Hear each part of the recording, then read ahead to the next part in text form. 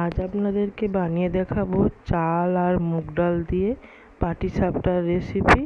চলুন এখানে চাল বাটা আর মুগ ডাল বাটা দিয়ে আজকে পাটিসাপটার রেসিপিটা আপনাদেরকে বানিয়ে দেখাবো। এটা কিন্তু বানানো খুবই সহজ।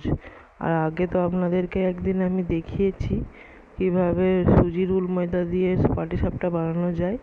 প্রথমে আমি পুরটা বানিয়ে নেবো। এখানে নারকেল কোড়া নিয়েছি কিছুটা, আর এখানে দিলাম নলেন গুড়, একটু ভেঙে ভেঙে দিলাম, অল্প জল দিলাম যাতে গুড়টা মেল্ট হয়ে যায়।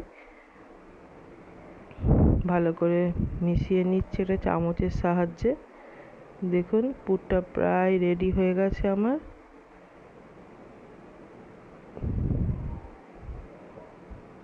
এরকম করে পুর বানাবেন, খুব সহজে বানাতে পারবেন, টাইমও কম লাগে।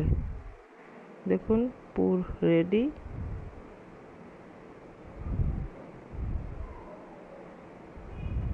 এরপরে আমি কিছুটা চাল ভেজানো নিয়েছি। এখানে ভাতের চাল, যেই চালের ভাত খাওয়া হয় সেই চাল নিয়েছি আমি।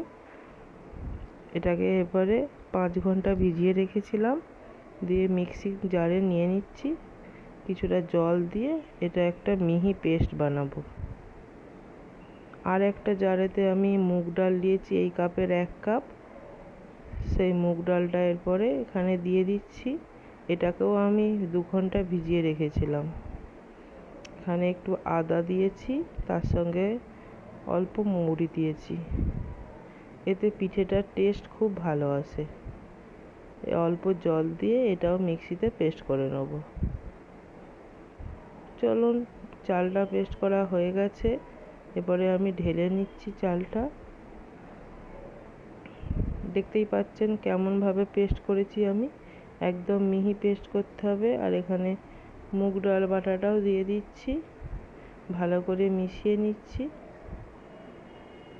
1 চামচ দিলাম লবণ, আর এখানে দেবো কিছুটা গুড় টেস্টের জন্য।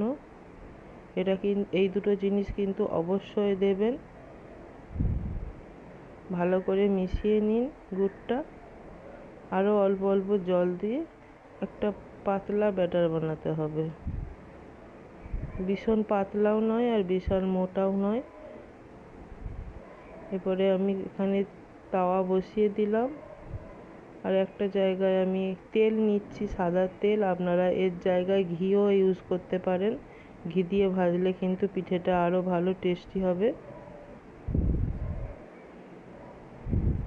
এবারে প্যানে দিলাম, দিয়ে এরকমভাবে ঘুরিয়ে নিলাম। এরকম ঘোরানো যাবে নিজে থেকেই। এরকম ব্যাটারটা থিকনেসটা রাখবেন। দেখতেই পাচ্ছেন কীরকমভাবে আমি ঘুরিয়ে নিচ্ছি। এরপরে পুরটা দিলাম। পুরটা কিন্তু মাঝখানে দেবেন না, সাইডে দেবেন। সাইডে দিয়ে এটাকে রোল করবেন, এতে পুরটা বেরিয়ে আসবে না আর ভালোভাবে রোল হবে পিঠেটা। দেখতেই পাচ্ছেন এরকমভাবে রোল করে নেবেন।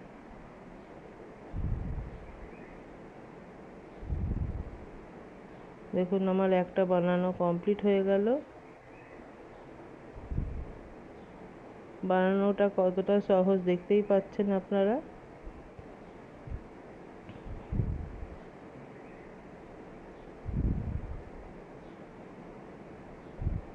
আরও একটা বানিয়ে দেখাচ্ছি আপনাদেরকে সেমভাবে। গ্যাসের ফ্লেম কিন্তু আমি কমিয়ে রেখেছি। যখন পিঠেটা কড়াইয়ে দেবেন তখন কিন্তু চালের বাটাটা, যেখানে পিঠেটা কড়াইয়ে দেবেন তখন একটুখানি গ্যাসের ফ্লেম কমিয়ে রাখবেন, তারপরে মিডিয়ামে করে দেবেন। আবারও আমি এক সাইডে পুর দিয়ে দিলাম, এরপরে ফোল্ড করে নেব।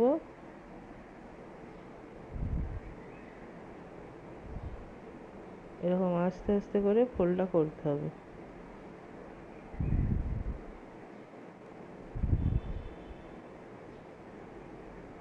দেখুন কত সুন্দরভাবে ফোল্ড হয়ে গেল। এরকম করে আপনারাও বাড়িতে বানিয়ে নিন খুব সহজভাবে পাটিসাপটা পিঠে চাল আর মুগ ডাল দিয়ে, আর বাড়ির মানুষজনদের খাইয়ে দেখান। দেখতেই পেলেন পাটিসাপটা পিঠে বানানো কতটা সহজ। এরকম করে আপনারাও বাড়িতে বানিয়ে খান আর বাড়ির মানুষজনদের খাইয়ে দেখান যে কতটা সহজভাবে পাটিসাপটা পিঠে বানানো যায়। দোকানের পিঠে যারা খান তারা জানেন যে কত ছোট করে আর জিনিসটা কতটা আনহেলদি হয়। বাড়িতে এরকম সহজভাবে বানিয়ে খেলে সেই জিনিসটা কিন্তু খেতেও ভালো লাগে, আর বাড়ির মানুষজন যদি বলে যে খুব ভালো হয়েছে না, সেটা কিন্তু শুনতেও ভালো লাগে। চলুন, আমার পিঠে বানানো কমপ্লিট হয়ে গেল। আপনাদেরকে দেখিয়ে দিলাম কেমনভাবে খুব সহজে আমি চাল আর মুগ ডাল দিয়ে পাটিসাপটা পিঠে বানালাম। আপনারাও বাড়িতে বানান। আজকের মতো এখানে রেসিপিটা শেষ করছি। নেক্সট ভিডিও নিয়ে খুব শীঘ্রই আবার ফিরে আসছি।